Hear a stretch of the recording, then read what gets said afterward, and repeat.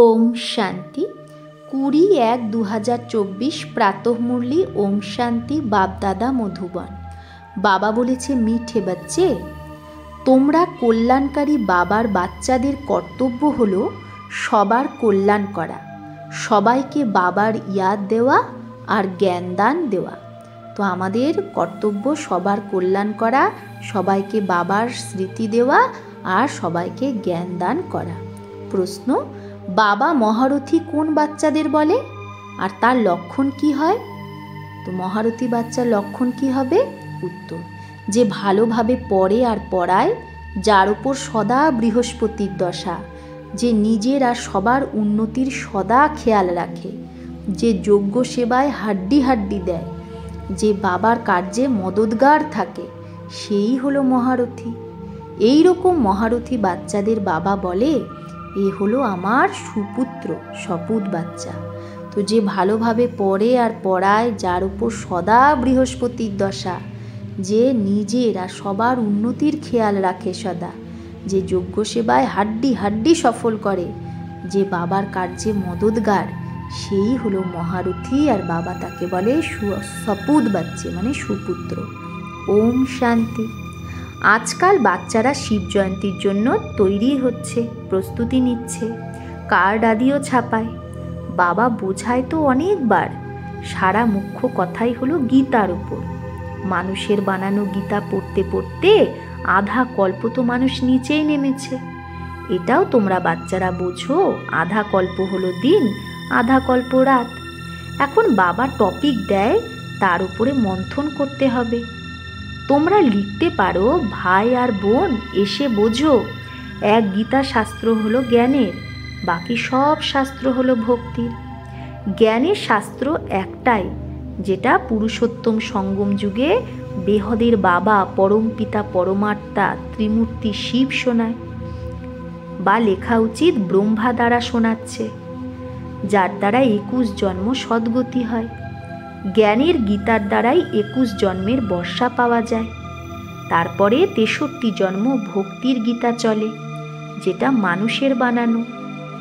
বাবা তো রাজযোগ শিখিয়ে সদ্গতি দেয়, আর শোনার দরকারই থাকে না এই জ্ঞান। এই জ্ঞানের গীতা থেকেই তো দিন হয়ে যায়, তখন আর গীতার দরকার হয় না।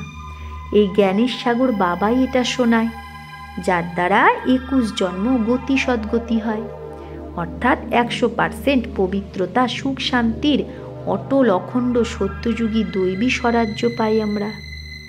21 জন্মের জন্য চর্তি কলা হয়ে যায়। মানুষের বানানো গীতার থেকে তো আমরা নিচেই নামতে থাকি, উতারতি কলা হয়। ভক্তির গীতা আর জ্ঞানের গীতার উপর ভালো করে বিচার সাগর মন্থন করতে হবে। এই মূল কথা হলো যেটা মানুষ জানে না।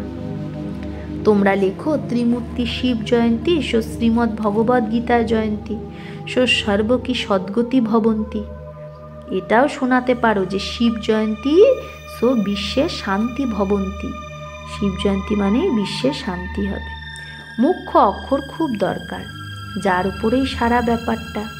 তোমরা সবাইকে বলতে পারো যে মানুষ মানুষের সদ্গতি করতে পারে না, ভগবান সদ্গতি করতে আসে পুরুষোত্তম সঙ্গম যুগে, যেটা এখন হচ্ছে। এই 2-3টে পয়েন্ট মুখ্য। শিব আর কৃষ্ণের গীতার কন্ট্রাস্ট তো আছে। ত্রিমূর্তি শিব ভগবান সঙ্গমে গীতা শুনলেই সদ্গতি হয়। তো ত্রিমূর্তি শিব ভগবানের দ্বারা যখন আমরা সঙ্গমে গীতা শুনি, তখনই সদ্গতি হয়। এইরকম পয়েন্টের ওপর যখন কেউ বিচার সাগর মন্থন করবে, তবেই অন্যের ওপরেও প্রভাব পড়বে। মানুষ মানুষের সদ্গতি কখনোই করতে পারে না। শুধু এক ত্রিমূর্তি পরমপিতা পরমাত্মা শিব, যে টিচারও সদ্গুরুও, সে এই পুরুষোত্তম সঙ্গম যুগে সবার সদ্গতি করছে। কার্ডে অল্প লেখাও থাকবে, উপরে লেখা উচিত, কলিযুগী করি, যেরকম কলিযুগী করির মতো পতিত মানুষ থেকে সত্যযুগী হীরের মতো পাবন দেবী দেবতা বানানোর ঈশ্বরীয় নিমন্ত্রণ। এই রকম লিখলেই মানুষ খুশিতে আসবে বোঝার জন্য।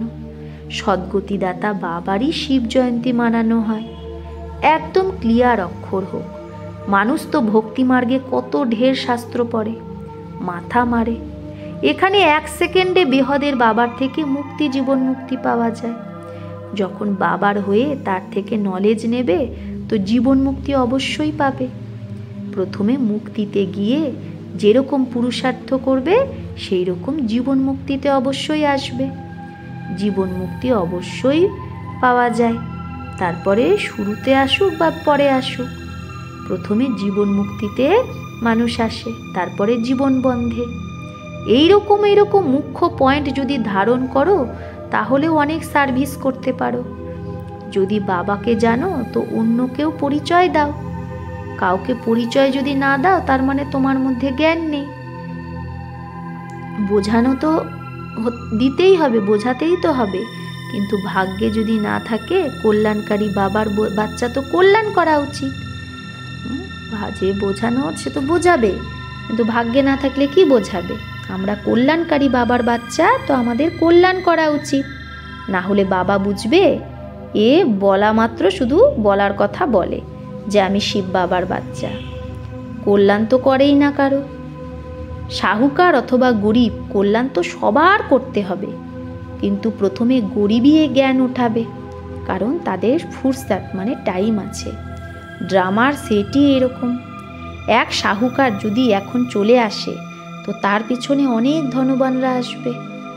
এখন যদি মহিমা বেরোয় তো ঢেরকে ঢের অনেক মানুষ এই জ্ঞানে চলে আসবে। তোমাদের হলো ঈশ্বরীয় মর্তবা বা পদ। তোমরা নিজের আর অন্যেরও কল্যাণ করো। যে নিজেরই কল্যাণ করে না সে অন্যের কল্যাণ কি করে করবে? পারবে না। বাবা তো কল্যাণকারী, সবার সদ্গতি দাতা। তোমরাও মদতগার না?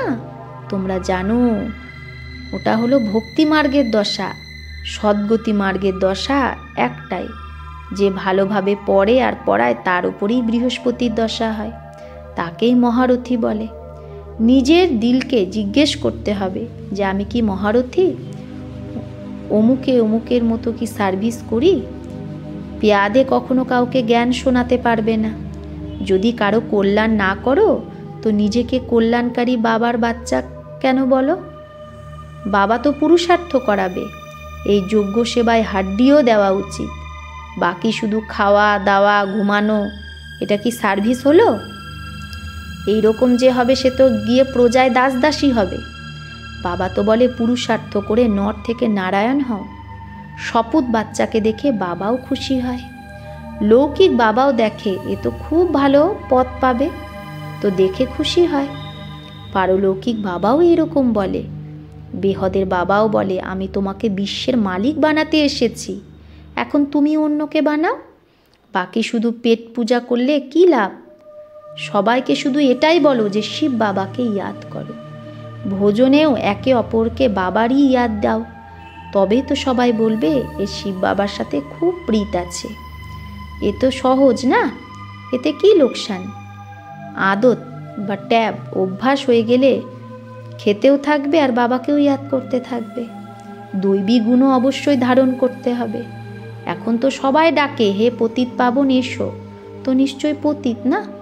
শঙ্করাচার্যও শিবকে স্মরণ করে, কারণ সেই পতিত পাবন।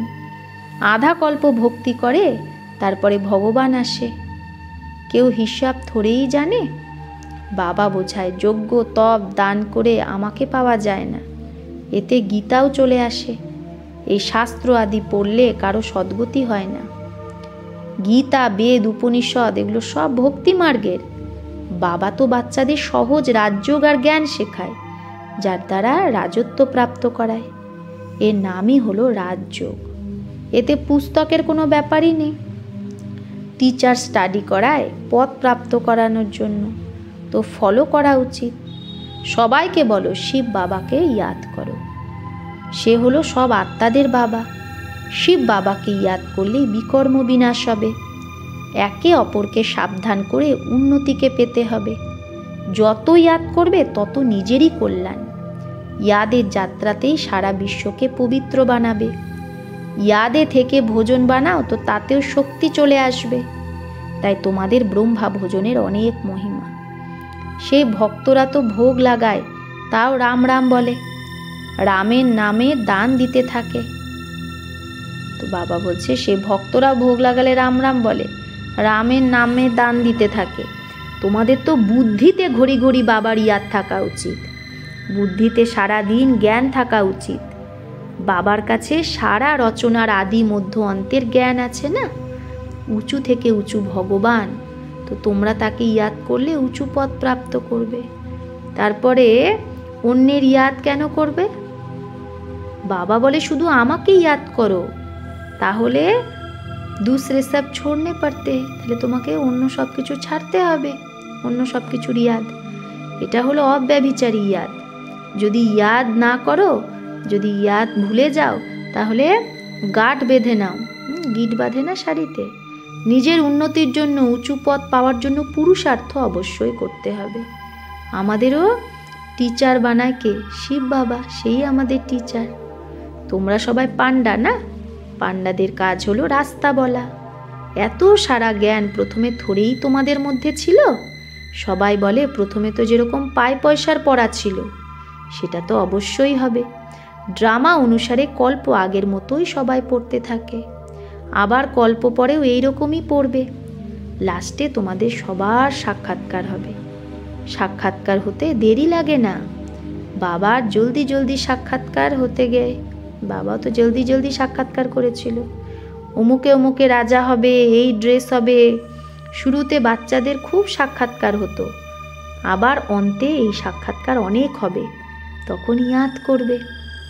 अच्छा, मीठे मीठे सिकिलधे बच्चों प्रति माता पिता बाप दादा का याद प्यार और गुड मॉर्निंग।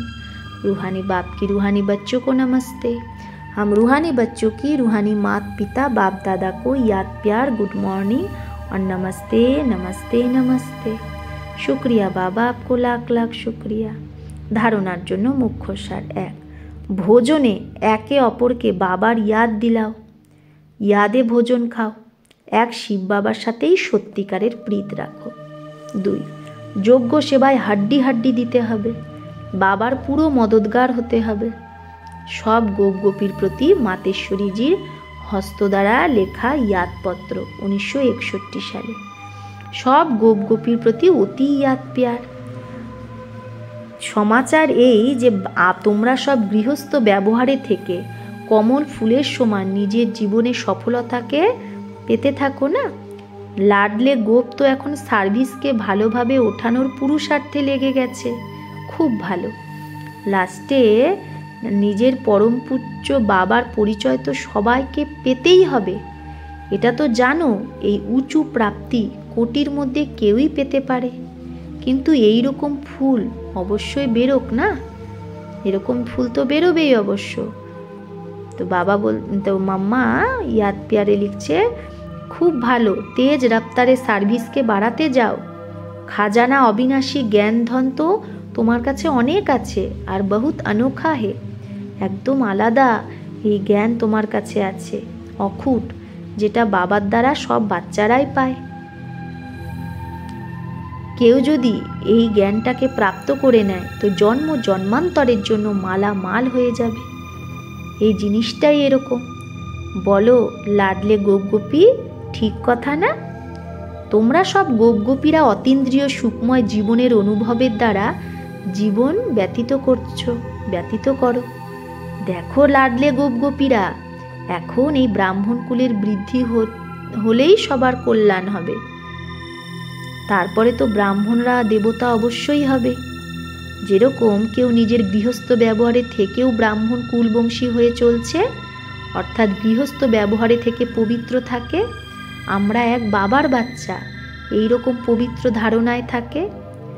বাকি সবাই ওই পরমপিতা বাবার ডাইরেকশানেই সবাইকে চলতে হবে, একেই শ্রীমতে চলা বলে। এই রকম ধারণায় যে চলে তাদেরই বলা হয় ব্রাহ্মণ কুলবংশী। যখন এখন সেই বাবা টিচার সদ্গুরু হয়েছে, সে আবার ধর্মরাজও, তো কেন না তার কোলের বাচ্চা হয়ে নিজের পূর্ণ পবিত্রতার অধিকার নিয়ে নেওয়া উচিত, যার দ্বারা ভবিষ্যতে সুখ শান্তির পুরো অধিকার প্রালব্ধ রূপে প্রাপ্ত হবে। বলো লাডলে গোপ গোপী, এইরকম সহজ রহস্যকে বা রাজকে বুঝে গেছো না? জিতে জি মরতে হবে অথবা মর্জিবা হতে ভয় তো লাগে না?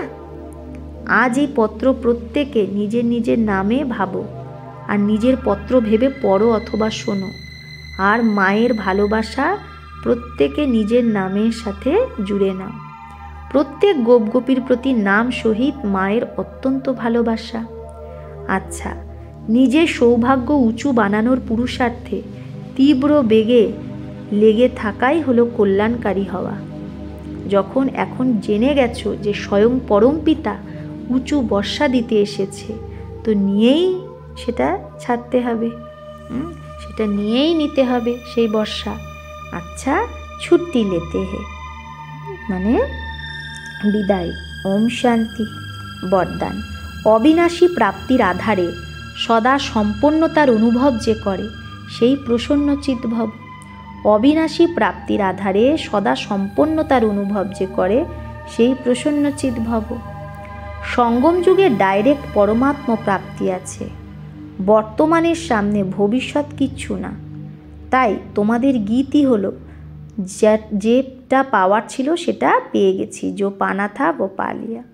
এই সময়ের গায়ন হলো অপ্রাপ্ত কিচ্ছু নেই, অপ্রাপ্ত কোনো বস্তু নেই ব্রাহ্মণের খাজানায়। এই অবিনাশী প্রাপ্তি এটা, এই প্রাপ্তিতে সম্পন্ন থাকো, তো চলো না চেহারায় সদা প্রসন্নতার বিশেষতা দেখা যাবে। যদি আমরা এটা ভাবি যে যেটা পাওয়ার ছিল সেটা পেয়ে গেছি, তো চলো না চেহারায় সদা প্রসন্নতার বিশেষতা দেখা যাবে। যা কিছুই হয়ে যাক, সর্বপ্রাপ্তিবান নিজের প্রসন্নতা কখনো ছাড়তে পারবে না। যে সব কিছু পেয়ে গেছে সে নিজের খুশি কখনো ছাড়বে না। স্লোগান। পরমাত্ম ভালোবাসার অনুভবী হও, তো কোনো বাধায় তোমাকে থামাতে পারবে না। পরমাত্ম ভালোবাসার অনুভবী হলে কোনো বাধায় আমাদের থামাতে পারবে না। অব্যক্তি সাইলেন্স দ্বারা ডবল লাইট ফরিস্তা স্থিতির অনুভব করো।